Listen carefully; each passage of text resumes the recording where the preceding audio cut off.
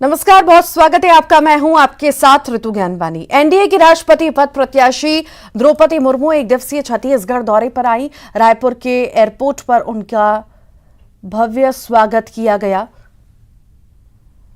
आपको बता दें कि आदिवासी पारंपरिक नृत्य के साथ ही उनका ग्रैंड वेलकम भी किया गया। एयरपोर्ट पर राउत नाचा, पंथी नृत्य, उड़ीसा धुमाल, बाजा डांस के साथ ही स्वागत किया गया। बीजेपी के बड़े नेताओं ने उनकी अगवानी की।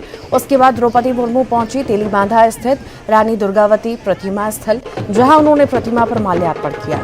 वहां कई संगठनों ने उनका स्वागत किया। उसके बाद द्रौपदी मुर्मू निजी होटल पहुंची, जहां पर उन्होंने बीजेपी के विधायकों और सांसदों से मुलाकात की और उनसे वोट करने की अपील की। आजादी के बाद पहली बार ऐसा हुआ है जब आदिवासी समाज से कोई राष्ट्रपति पद का उम्मीदवार है।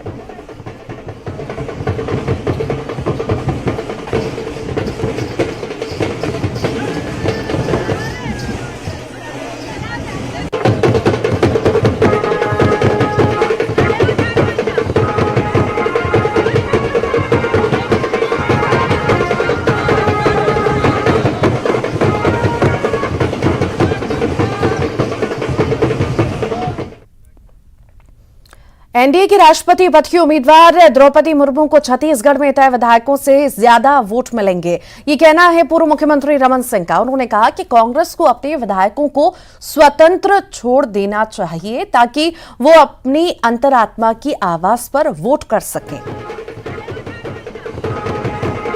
समर्थन देना था और द्रौपदी जी सभी राज्य में जा रही हैं। शेखावत जी केंद्रीय मंत्री के साथ में हैं और उन्होंने यहाँ भी विधायक दल की बैठक बुलाई। सभी विधायक, सभी सांसद यहाँ पे मौजूद थे और उन्होंने आग्रह किया मतदान में सभी लोग ज़्यादा से ज़्यादा सहयोग करें। दूसरी अच्छी बात रही कि हमारे जनता कांग्रेस, योगी कांग्रेस के जो लोग थे, 3 विधायकों का समर्थन है और 2 विधायक हमारे जो बसपा के हैं उनका भी समर्थन है, वो भी बैठक में उपस्थित थे। कुल मिला के 14 और 5 19 हमारे विधायक हो गए और बाकी सांसद, इन सब के वोट उनको मिलेंगे। ये कांग्रेस अब ये कह रही है, जब उम्मीदवार यहाँ पहुंची, कि जो केंद्र एक वन कानून जो नया लेकर आ रहा है उसमें आदिवासी के अधिकारों का हनन किया जा रहा है, इस पर मुर्मू जी कुछ कहेंगे क्या? इस पर किस तरीके से सियासत अब कांग्रेस को 32% की आबादी वाला छत्तीसगढ़ है, 32% ट्राइबल पॉपुलेशन है। विधायकों को छोड़ देना चाहिए, अपनी अंतरात्मा की आवाज़ से जिसको वोट देना चाहें छत्तीसगढ़ के कम से कम कांग्रेस के विधायकों को छूट देना चाहिए कि वो मुर्मू जी को वोट दे, क्योंकि वो पहली बार हिंदुस्तान के इतिहास में एक अनुसूचित जनजाति बेटी उस सर्वोच्च पद में बैठ रही है जिसमें आज तक बैठ। उसमें मीन में एक मत निकालो, किंतु परंतु मत करो। अंतरात्मा की आवाज से सबका सहयोग द्रौपदी जी को मिलना चाहिए, ये मैं आग्रह करता हूं। एनडीए की राष्ट्रपति पद के उम्मीदवार द्रौपदी मुर्मू की जीत तय है, सिर्फ औपचारिकता बाकी है। नेता प्रतिपक्ष धर्मलाल कौशिक ने कहा कि द्रौपदी मुर्मू को पूरे देश में बढ़ चढ़कर समर्थन मिल रहा है। उन्होंने कांग्रेस पर निशाना साधते हुए कहा कि कांग्रेस आदिवासी को कभी राष्ट्रपति नहीं बना सकी, इसीलिए वो अलग अलग बयान दे रही है।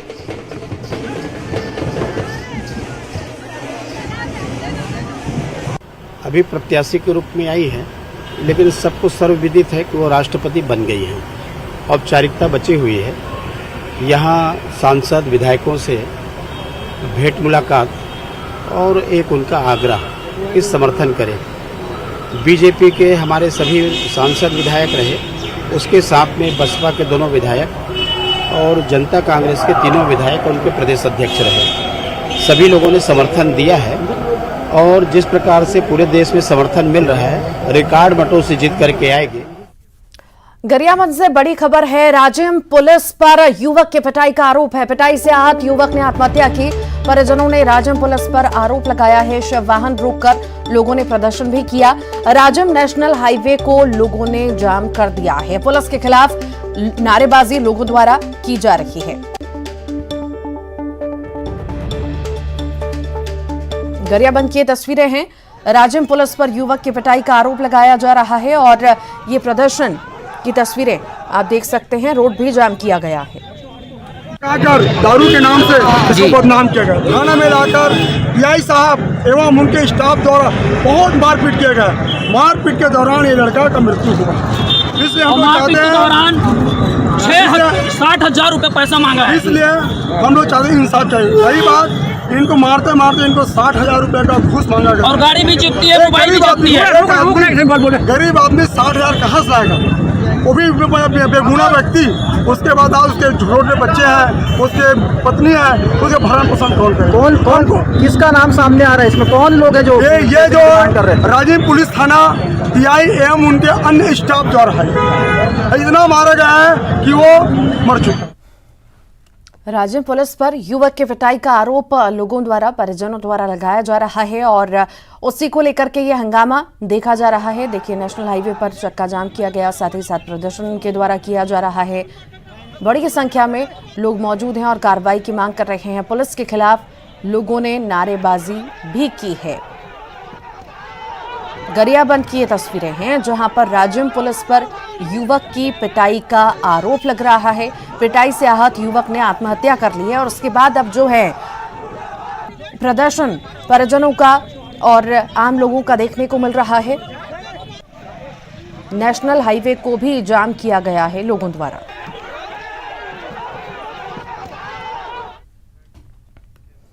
राजधानी रायपुर में आज भी पानी की सप्लाई नहीं होगी।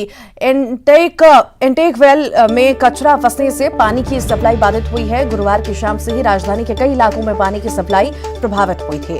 करीब 30 टंकियों से पानी की सप्लाई नहीं हुई थी। आज भी कई इलाकों में पीने के पानी की सप्लाई बाधित रहेगी। शाम तक पानी की सप्लाई सामान्य होने के आसार हैं।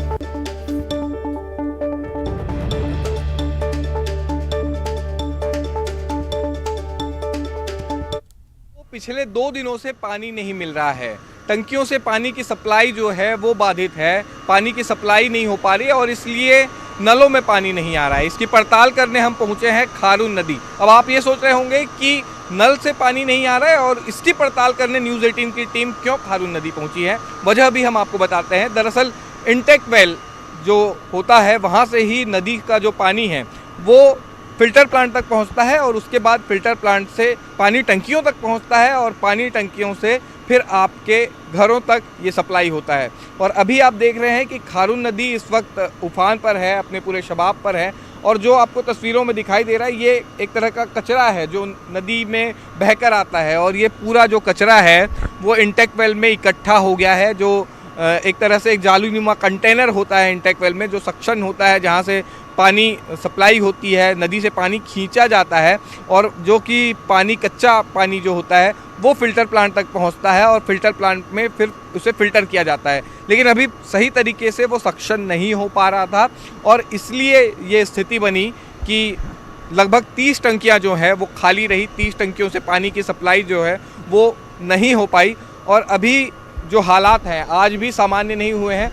नगर निगम हालांकि बहुत सारे दावे करती है कि सारी व्यवस्था जो है वो कर ली जाएगी, लेकिन जो सफाई की व्यवस्था है इंटेक वेल की वो नगर निगम ने नहीं की। हालांकि आज जो है गोताखोर लगाए गए हैं और नगर निगम के अधिकारियों की तरफ से भी यही जवाब दिया जा रहा है कि कुछ ही समय में सब कुछ सामान्य हो जाएगा। हालांकि कब तक सामान्य होगा ये नहीं कहा जा सकता क्योंकि अभी जो है कचरा साफ करना बाकी है और लगातार जब नदी का बहाव होता है तब कचरा बार बार इकट्ठा हो रहा है और ऐसे में पानी की सप्लाई बार बार प्रभावित होती रहेगी। कैमरा पर्सन राजेंद्र सिंह चौधरी के साथ देवव्रत भगत, न्यूज़ 18 रायपुर। बात गरियाबंद की करेंगे जहां उफनती नदी में लकड़ी पकड़ने के लिए 7 लोगों ने छलांग लगा दी। इसमें से 2 लोग पानी के तेज बहाव में बह गए तो वहीं 4 लोग तैरकर बाहर आ गए। एक को रेस्क्यू कर बाहर निकाल लिया गया तो वहीं नदी में बहे लोगों की तलाश की जा रही है। न्यूज़ 18 लोगों से अपील करता है कि इस तरह की लापरवाही ना बरतें। गांव है, राजिम थाना क्षेत्र के अंतर्गत आता है। यहाँ पे 7 लोग जो बरसाती पानी जंगल तरफ से लकड़ियाँ आती हैं उसको निकालने के लिए 7 लोग गए थे नदी के अंदर में, जिसमें से 4 लोग एक लकड़ी के सहारे वापस आ गए थे। एक लड़का जो था वो बीच में निकट में फंसा हुआ था जिसे अभी रेस्क्यू करके हमारी की टीम के द्वारा, प्रशासन के द्वारा निकाला गया है और 2 बालक जो है इसमें अभी बह गए हैं जिनके लिए पता चला रेस्क्यू। सुकमा के कोंटा में शबरी नदी का रौद्र रूप देखने को मिल रहा है, जिसके चलते कोंटा टापू में तब्दील हो चुका है। कोंटा का सभी जगहों से संपर्क भी टूट चुका है। गोदावरी का बैकवाटर से कोंटा में बड़ा बाढ़ आ गया, जिससे नगर पंचायत पूरी तरह से प्रभावित है। इंजरम और फंदीगुड़ा के पास सड़क पर नदी का पानी आने से NH 30 जाम हो चुका है। तो वहीं नगर पंचायत के करीब 7 वार्डों में पानी घुस चुका है। करीब 100 परिवारों को रेस्क्यू कर राहत शिविर में रखा गया। तो वहीं CRPF कैंप में भी बाढ़ का पानी घुस चुका है। स्थानीय प्रशासन मुस्तैद है। नगर सैनिकों को नाव के साथ ही तैनात किया गया। आज भी स्कूल बंद रहेगी। तो वहीं कोंटा में नाव के सहारे वार्डों में घूमना पड़ रहा है। ये तस्वीरें आपको दिखा रहे हैं। भारी बारिश की वजह से कई तरह की परेशानियां आम जनता को हो रही है। आम जनजीवन जो है अस्त व्यस्त हो चुका है और कोंटा अब टापू में तब्दील हो चुका है। शबरी नदी ने अपना रौद्र रूप दिखाया है। तस्वीरों में देखा जा सकता है कि किस तरह से हर जगह पानी पानी की तस्वीरें ही नजर आ रही हैं।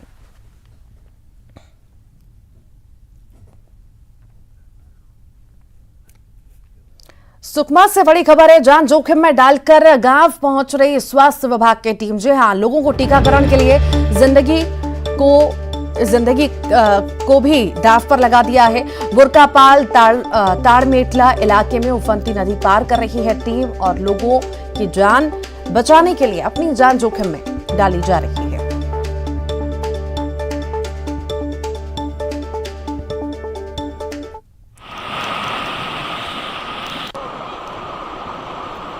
टीकाकरण के लिए टीम अपनी जान जोखिम में डाल करके पहुंची है। ये तस्वीरें देखी जा सकती हैं। जान जोखिम में डाल गांव पहुंच रही है स्वास्थ्य विभाग की टीम। लोगों को जागरूक कर रही है। लोगों को टीकाकरण के लिए जिंदगी को दांव पर लगाया जा रहा है। इसी पर अधिक जानकारी के लिए सत्यनारायण हमारे साथ जुड़ गए हैं। सत्यनारायण, दूसरों की जान बचाने के लिए खुद की जान जोखिम में डाली जा रही है टीम द्वारा। जी, आपको बता दूं कि ये सुकमा जिले के बुरकापाल इलाके का है, चूंकि इस इलाके में अधिकांश जो है नदी नाले हैं और बरसाती हैं और जो बारिश के कारण जो है नदी नाले उफान पर हैं। और इस दौरान जो है टीकाकरण वैक्सीन भी, कोविड वैक्सीन भी बहुत जरूरी है। इसी चलते जो है स्वास्थ्य विभाग की टीम जो है जान जोखिम में डालकर भी कोविड टीकाकरण जो है उन इलाकों में पहुंचकर लोगों को लगा रही है। चूंकि वो इलाका काफी नक्सल प्रभावित इलाका है और जब सुबह जैसे टीम पहुंची तो पानी कम था, लेकिन जब टीम वहां पर टीकाकरण करके जब लौट रही थी तो पानी बढ़ गया था, जिसके कारण जो है स्वास्थ्य विभाग को जान जोखिम में डालकर नाला पार करना पड़ा।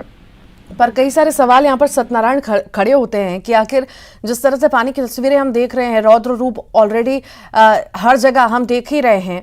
अगर कुछ भी हो जाता तो आखिर जिम्मेदार कौन होता? जी, ये बात सही है कि अगर कहीं कुछ हो जाता तो जिम्मेदार कौन होता, क्योंकि वो जो स्वास्थ्य विभाग की टीम गई है उन इलाकों में अक्सर जो है बारिश के 4 महीने तक इसी तरह जो है उनको पार करना पड़ता है। वो कई बार जो है उस इलाके में आते जाते रहते हैं, तो उन्हें अंदाजा रहता है कि पानी कितना है, क्या है। और आपका कहना सही है कि सावधानी बरतनी चाहिए और न्यूज 18 जो है शुरू से अपील कर रहा है कि किसी प्रकार का जान जोखिम में न डाले। और चूंकि ठीक, बहुत शुक्रिया जानकारी को साझा करने के लिए। धमतरी में बारिश की वजह से नदी नाले उफान पर हैं, तो वहीं गंगरेल बांध लबालब भर चुका है। करीब 82% गंगरेल बांध में पानी भर गया। इस साल गंगरेल बांध भरने से प्रशासन ने राहत की सांस ली। बालोद में एक बार फिर से न्यूज 18 की खबर का बड़ा असर हुआ है। जिला प्रशासन ने नेवारी कला गांव में तांदुला नदी पर रपटा पुल के लिए पंचायत से प्रस्ताव मांगा और अधिकारियों ने मौके का जायजा लिया। आपको बता दें कि नेवारी कला गांव में तांदुला नदी पर पुल नहीं होने की खबर न्यूज 18 ने प्रमुखता से दिखाई थी, जिसके बाद प्रशासन हरकत में आया है।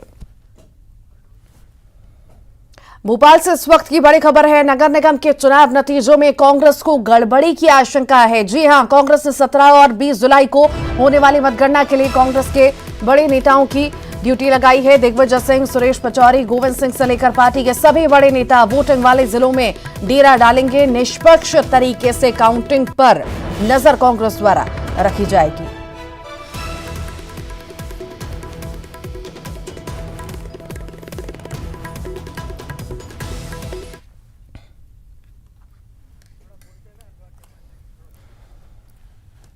चुनाव नतीजों में गड़बड़ी की आशंका अब जताई जा रही है कांग्रेस द्वारा। कांग्रेस के बड़े नेताओं की अब ड्यूटी लगाई जाएगी। इसी पर अधिक जानकारी के लिए अनुराग हमारे साथ जुड़ गए हैं। अनुराग, काउंटिंग हो और डाउट ना हो कांग्रेस को, ये तो हो ही नहीं सकता, हमेशा हम देखते आए हैं, और एक बार फिर से बड़े नेताओं की ड्यूटी लगाई गई है। बिल्कुल रितु, देखिए पंचायत में गांव की सरकार के बाद अब शहर की सरकार को लेकर नतीजे आने वाले हैं और इन नतीजों को लेकर कांग्रेस की तरफ से आशंका जाहिर की जा रही है। बीते दिनों भी कमलनाथ ने कार्यकर्ताओं को काउंटिंग वाले दिन सजग रहने के लिए कहा था, लेकिन अब उससे 2 कदम आगे बढ़ते हुए कांग्रेस पार्टी ने अपने बड़े नेताओं की जिम्मेदारी काउंटिंग वाले दिन काउंटिंग वाले जगह पर लगाने का काम किया है। दिग्विजय सिंह खुद भोपाल में काउंटिंग की कमान संभालेंगे और नजर रखेंगे कि किसी तरह की गड़बड़ी ना हो। सुरेश पचौरी को इंदौर में लगाया गया है। जबलपुर में विवेक तनखा तो जो रीवा है वहां पर कमलेश्वर पटेल सतना में देखेंगे। कटनी में भी अलग तरीके से नेताओं की ड्यूटी लगाई गई। इस तरीके से कांग्रेस पार्टी बड़े नेताओं को तैनात कर इस बात को परखने की कोशिश में कि किसी तरीके से काउंटिंग के दौरान गड़बड़ी ना हो और यदि कहीं कोई शिकायत मिलती है तो उस पर तत्काल कोई एक्शन लिया जा सके। तो कमलनाथ के निवास पर एक कंट्रोल रूम भी बनाया गया है, लेकिन बड़े नेता जो है वो शहरों में रहकर जहां पर नतीजे घोषित होंगे वहां से सीधे नजर रखने का काम करेंगे और जरूरत पड़ी तो पुलिस प्रशासन पर दबाव भी बनाया जाएगा। तो कुल मिलाकर अब शहर की सरकार को लेकर जो नतीजे आने वाले हैं उस पर कांग्रेस अपना फोकस जी, बहुत शुक्रिया अनुराग जानकारी को साझा करने के लिए। आप लगातार बने रहिएगा, फिर आपके पास लौटूंगी अगली खबर पर। एक और बड़ी खबर है भोपाल से। बीजेपी के आदिवासी नेताओं की कमलनाथ से मुलाकात हुई है। द्रौपदी मुर्मू के लिए कमलनाथ से कांग्रेस का समर्थन मांगा है। अंतर सिंह आर्य समेत 15 बीजेपी नेताओं ने मुलाकात की। आदिवासी नेता रंजना बघेल भी मौजूद हैं।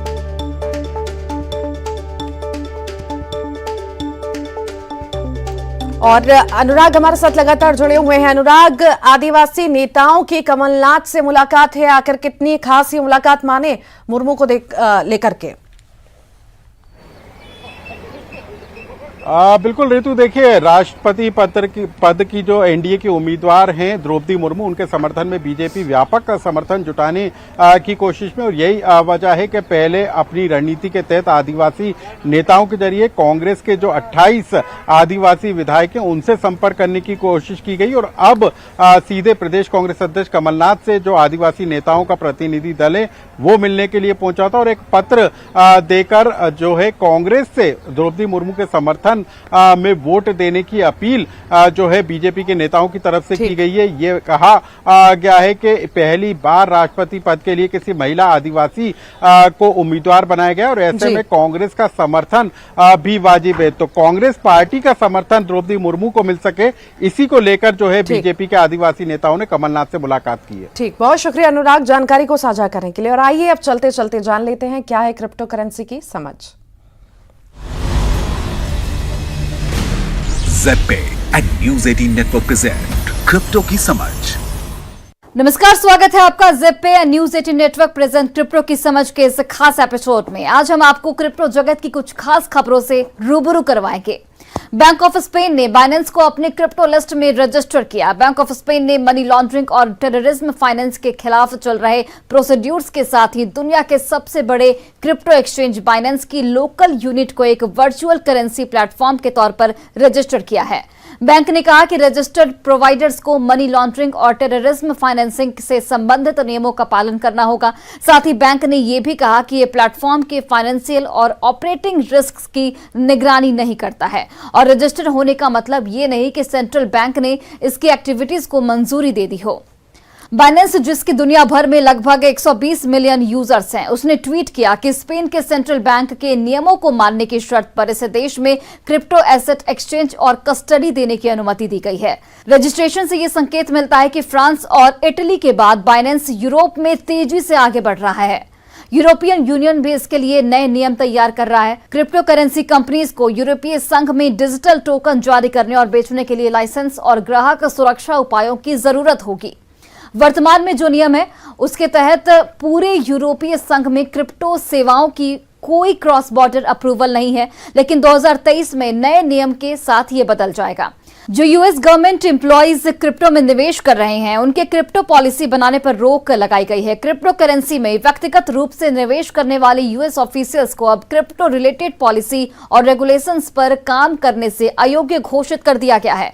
US office of government ethics यानी कि OGE ने पिछले दिनों एक लीगल एडवाइजरी नोटिस जारी किया, जिसमें कहा गया कि जो अधिकारी क्रिप्टो में निवेश कर रहे हैं वो इनसे जुड़ी पॉलिसी नहीं बना पाएंगे। ये व्हाइट हाउस एम्प्लॉइज और फेडरल रिजर्व और ट्रेजरी डिपार्टमेंट जैसे फेडरल एजेंसीज के सभी अधिकारियों पर लागू होता है। इस निर्देश का व्हाइट हाउस के कुछ अधिकारियों पर काफी असर पड़ने वाला है, खासकर उन पर जो अपने क्रिप्टो इन्वेस्टमेंट को लेकर काफी ओपन रहे हैं, जैसे बाइडेन एडमिनिस्ट्रेशन के एक टेक्नोलॉजी एडवाइजर टिम यू, जिनके पास $1 मिलियन के बिटकॉइन हैं। हालांकि यू ने पहले ही स्वेच्छा से क्रिप्टो नीति पर काम करने से खुद को अलग कर लिया है। फेडरल एम्प्लॉइज जिन्होंने क्रिप्टो में $50,000 से कम का निवेश किया है, उन्हें अभी भी क्रिप्टो संबंधित नीतियों पर काम करने की अनुमति रहेगी। ब्लॉकफी इन्वेस्टर FTX फॉरगेट डील के चलते भारी नुकसान की कगार पर। डिजिटल एसेट एक्सचेंज FTX से यूएस से कैपिटल इंजेक्शन मिलने के बाद क्रिप्टो लेंडर ब्लॉकफी इंक में निवेशक अपनी कुछ होल्डिंग्स हटाने को तैयार हैं। ब्लूमबर्ग ने जो डाटा इकट्ठा किया है उसके हिसाब से प्राइवेट शेयर्स फंड, जिस पर लिबर्टी स्ट्रीट्स एडवाइजर निगरानी रखता है, उसने जून के अंत में अपनी फंड रिपोर्ट में ब्लॉकफी के वारंट को वर्थलेस करार दिया। 30 जून को FTX ने ब्लॉकफी को बचाने के लिए कंपनी को खरीदने के विकल्प के साथ $400 मिलियन रिवॉल्विंग क्रेडिट फैसिलिटी के तौर पर एक लाइफलाइन ऑफर की है। प्राइवेट शेयर्स फंड जो लेट स्टेज प्राइवेट कंपनीज में निवेश करने में माहिर है, उसने ब्लॉकफी सीरीज ई वारंट को $67 पर यूनिट का वैल्यूएशन दिया है। अप्रैल के लिए इसने ब्लॉकफी के पसंदीदा शेयरों के अपने वैल्यूएशन को अप्रैल के आखिरी में $77 से कम करके लगभग $20 प्रति शेयर कर दिया। यह अपग्रेड इथेरियम ब्लॉकचेन को प्रूफ ऑफ वर्क कॉन्सेंसस से प्रूफ ऑफ स्टेक में ले जाएगी। क्रिप्टो की समझ के आज के इस एपिसोड में बस इतना ही। अगले हफ्ते कुछ और खबरों के साथ एक बार फिर से आपसे मुलाकात होगी। तब तक के लिए नमस्कार।